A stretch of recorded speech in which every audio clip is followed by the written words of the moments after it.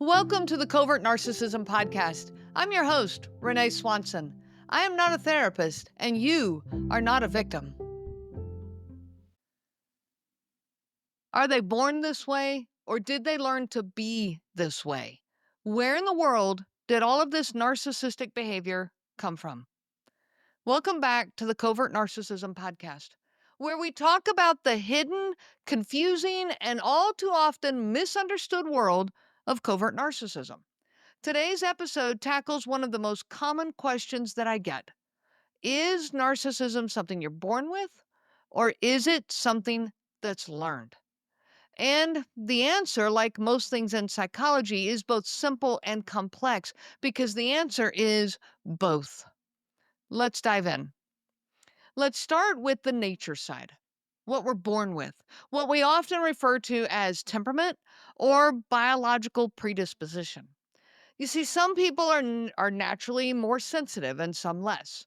Some are naturally more reactive to stress and some less. Some are more drawn to external validation and some are more drawn to internal validation.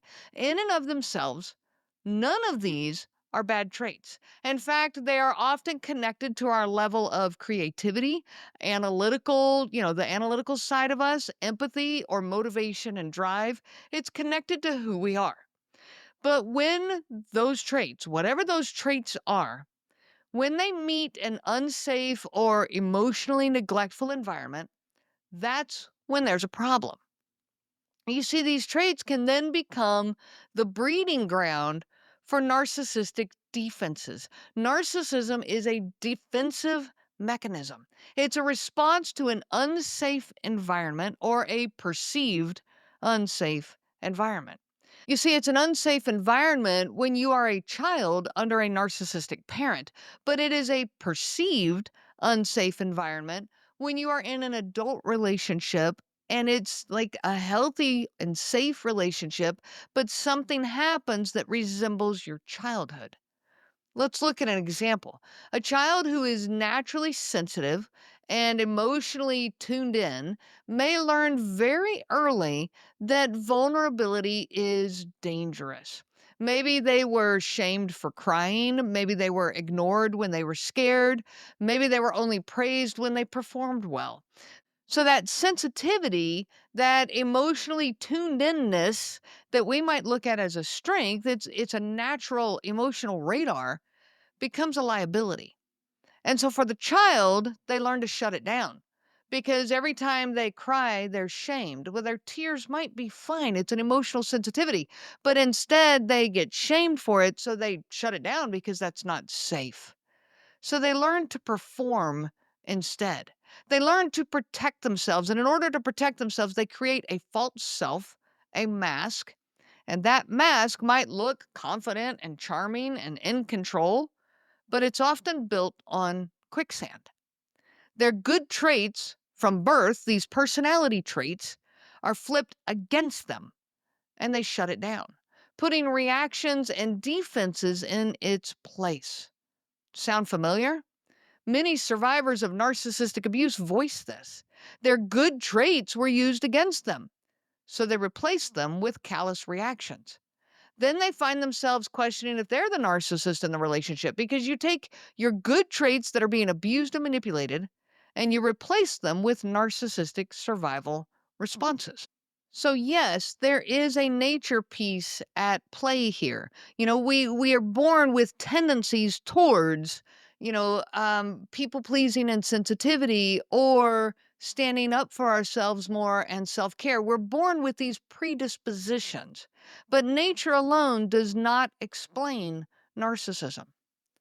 Now let's talk about nurture.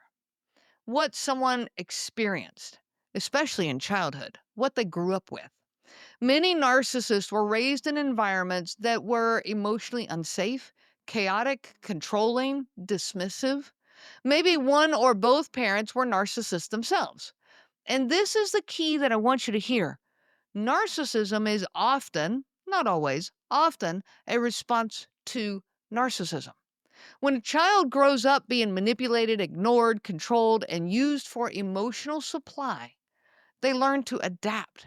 And some of those adaptations become narcissistic traits. It's a survival mechanism. Their own ability to adapt, which again, let's go back to nature. They were born with this ability to be adaptive, which is not a bad thing, but that ability to adapt is what causes them then to adapt into these survival mechanisms. So let's say you had a parent who always needed to be right. They never apologized. They made you feel like your needs were a burden. Well, what did you learn?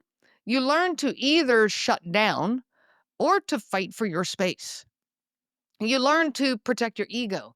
You learn to create a persona that will get your approval, the approval that you're after, even if that persona is not really you. This is the learned behavior part. Narcissism becomes a shield. It's a set of coping mechanisms. It's not always conscious. In fact, it rarely is.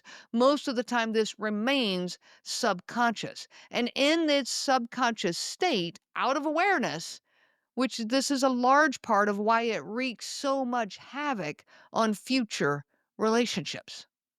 Now, here's the twist, and it is an important one. Not every child raised in a narcissistic household becomes narcissistic themselves. Some become deeply empathetic. Some become caretakers, peacemakers, or chronic overfunctioners. Some develop intense anxiety or perfectionism. Others struggle with boundaries and they over identify with other people's emotions. People are born with different nervous systems. Okay, this goes back to the nature piece, different personalities, different tendencies, different emotional tolerance levels. One child might develop narcissistic defenses to their environment, where another might become instead deeply empathetic, often to their own detriment. They might become the classic people pleaser, the fixer, the one who's always trying to earn love from other people. So, yes, narcissism is a survival response, but so is what we call codependency. So is hyper independence. So is shutting down emotionally. How someone responds depends on the mix of who they are and what they lived through. These are all survival responses, but they don't all look the same. Narcissism is just one possible outcome of a painful or invalidating environment. And here's something else that really surprises people. Some narcissistic adults weren't raised by narcissists at all. Instead, they grew up in homes that maybe were emotionally neglectful, but in a different way. Maybe it wasn't narcissism. Perhaps achievement was idolized, vulnerability was just ignored, or emotions weren't modeled or discussed. Maybe the child was even overindulged. They were never taught limits, never held to be accountable. Maybe they were praised without foundation or cause. All of this can also cause that child to develop these narcissistic tendencies. In these cases, narcissistic patterns may form, but not necessarily or not so much as a defense against abuse, more as a way to create identity, control, safety, and value in the absence of, I don't know, emotional grounding. So, whether narcissism develops as a defense against harm, or as a strategy to secure their significance in this world, the outcome is the same. It's a false sense of self, a set of rigid coping mechanisms, and a disconnection from authentic emotional intimacy. This is why it's so important not to oversimplify the origin of all of this. There's no one size fits all explanation because human beings are complex. But here's the good news. Regardless of how narcissism develops or how your children are wired, what gets nurtured in them now still matters. So even if they have a tendency towards narcissistic traits, that doesn't mean they're going to be a narcissist. The nurture that you provide to them still counts and it still matters. Your influence as a present, emotionally aware, and healing parent has the power to rewrite what they believe about themselves and about love and about others and about their place in this world. Now, here's where it gets especially tangled. Imagine someone with narcissistic tendencies marrying someone who has developed narcissistic coping mechanisms. This creates a massive toxic dance. This is a relationship built not on mutual respect or genuine connection and vulnerability, but on ego battles, on control, blame, and emotional disconnection. And let's go a little deeper. Many survivors of narcissistic abuse end up asking themselves, does this make me a narcissist too? Because they've had to protect themselves. They've had to shut down, or they've had to fight back in ways that don't feel like them. So let me be clear here. Responding to narcissistic abuse with self protection does not make you a narcissist. It makes you human. But narcissistic traits do not equal narcissistic personality disorder.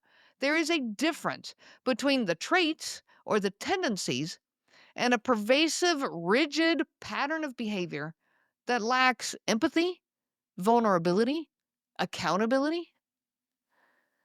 So, what does this mean for healing?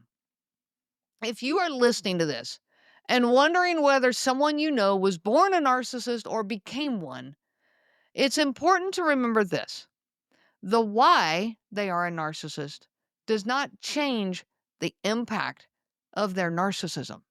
While it is helpful for many to understand where this came from and what happened here, it certainly does not change the damage that has been done and is still being done. Whether it's nature, nurture, or both, the emotional harm that they've caused is real. And while understanding their backstory can offer context, it does not excuse the behavior. I have heard so many times, well, they had a rough childhood. Lots of people had rough childhoods. Lots of people went through that. But not everyone blames and rages and plays victim mode and otherwise manipulates the emotions of their partners. No more excuses. Here is where this knowledge does help you. It doesn't help you in regards to making excuses, but here's where it does help you. It empowers you. Because once you see narcissistic behavior for what it is, which is a maladaptive survival strategy, you can stop trying to fix it. You can stop thinking that it's your fault. You can stop thinking that it's your job to heal them. You cannot fix this for them. You cannot love it out of them. If they are ever going to change, they have to do the work for themselves. So instead, focus now on your own healing. Focus on identifying your own coping mechanisms. You have them, you've learned them. Even the healthiest childhoods around, you still have coping mechanisms. So focus on those, identify them. Shift from survival mode to self awareness. Shift from learning to focus on learning to meet your own needs in a way that doesn't betray your truth. So is narcissism something you're born with or something you learn? It's both. It's a tangled root system of biology and environment, of temperament and trauma. But here's what I want you to really take in. You can be born with personality traits that lean towards narcissism and never become a narcissist.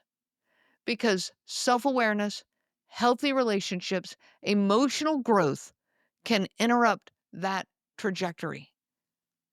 On the same note, you can be born with traits that lean away from narcissism. You can be born with traits that lean towards empathy, sensitivity, a strong moral compass, and still spend your adult life using narcissistic coping mechanisms. Because when you are hurt enough, neglected enough, manipulated enough, you develop armor. And sometimes that armor starts to look a whole lot like the very thing you were trying to protect yourself from. Yes, I understand that this gets confusing. I get it. It's not black and white. But narcissism is not a destiny, it's a pattern. It's a pattern that's formed, reinforced, and sometimes passed on. But patterns can be disruptive. If they can be learned, they can be unlearned. And for those of you on the healing side of this, your job is not to diagnose someone else's root causes. Your job is not to fix them or to, make sure you say the 51st time and say it the right way when 50 times didn't work. No, that is not your job. Your job is to reclaim your peace, to stop making someone else's survival strategy your responsibility and instead choose your own healing with compassion and clarity.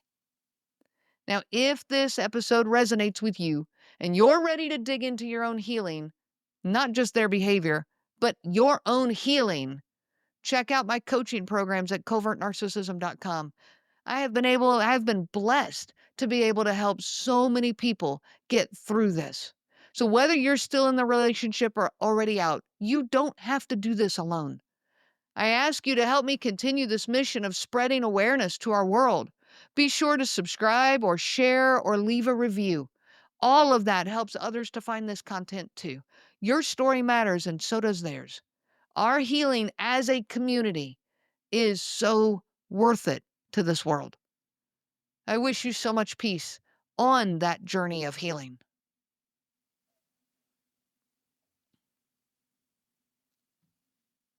You've spent so much time thinking about them, what they did, why they did it, and how it broke you. Now it's time to focus on you. I want to personally invite you to join me for an in-person retreat, a healing retreat that is now about you. Join me for this weekend getaway of healing, clarity, and connection with others who have walked through this same fire.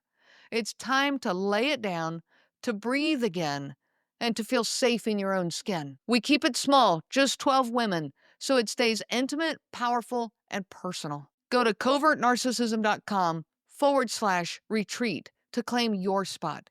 It's your time to heal. You have been listening to the Covert Narcissism podcast, where we break apart the insidious nature of these incredibly destructive and frustrating to the ends of the earth individuals. If you are struggling with the isolation, overwhelming self-doubt, and obsessive ruminating, you are not alone. I offer live, personalized coaching that is specific for you. This coaching can be individual or group sessions, or a combination of the two. You can find all the information at covertnarcissism.com. Reach out anytime. My email address is Renee, RENEE, at covertnarcissism.com. And remember, I am not a therapist and you are not a victim, but I am a coach and you are a survivor. The information provided by Renee Swanson, Covert Narcissism Podcast, and CNG Life Coaching is for educational purposes only and is not to be used for diagnosis purposes. It is not intended to be a substitute for clinical care. Please consult a health care provider for guidance specific to your case. This material discusses narcissism in general. Renee shares stories from her personal experience as well as from those she has talked with for several years. Her material does not claim that any specific person has narcissism and should not be used to refer to any specific person as having narcissism. Permission is not granted to link to or repost this material to support any allegation or claim that any specific person is a narcissist. That would be an unauthorized misuse of the material and information provided.